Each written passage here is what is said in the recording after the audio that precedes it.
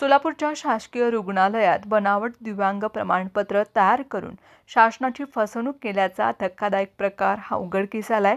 45% अपंगत्वाचं बनावट प्रमाणपत्र तयार करून त्याचा गैरवापर केल्याप्रकरणी शहर गुन्हे शाखा पोलिसांनी मोठी कारवाई करत शासकीय रुग्णालयामध्ये 2 लिपिकांसह एकूण 6 जणांना अटक केली.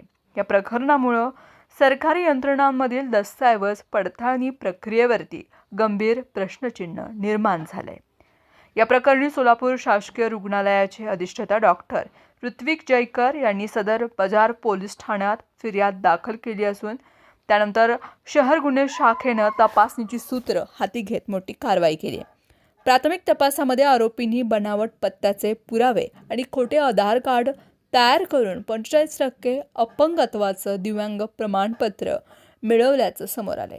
या प्रमाणपत्राचा वापर शासकीय नोकरी, आरक्षण तसेच इतर शासकीय योजनांचा लाभ मिळवण्यासाठी करण्यात आल्याचा संशयही व्यक्त केला जात आहे. या प्रकरणात पोलिसांनी या आरोपींना अटक केली.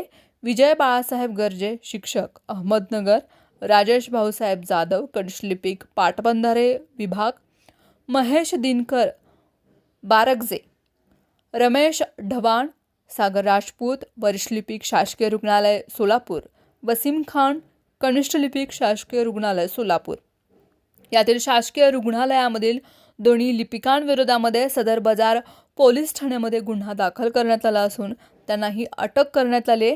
दिव्यांग संघटनेने संशय व्यक्त करत तक्रार केल्यानंतर अधिष्ठाता डॉक्टर ऋत्विक जयकर यांनी या प्रकरणाची गंभीर दखल घेतली आहे. त्यांनी संपूर्ण प्रकरणाची चौकशी करण्यासाठी 3 सदस्यीय समिती नियुक्त केली. समितीच्या अहवालामध्ये अनियमितता आढळल्यानंतर पोलिसांकडे अधिकृत फरियाद ही देण्यात आली आहे.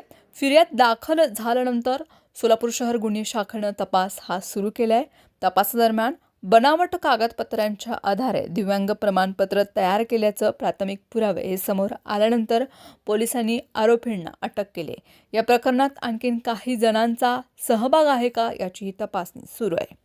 सोलापूर पोलिसांकडून जप्त करण्यात आलेली कागदपत्रे, संगणकीय नोंदी आणि प्रमाणपत्राची पडताळणी सुरू आहे. या स्केटमधून आणखीन किती जणांनी लाभ घेतला याचा शोधही घेतला जात आहे.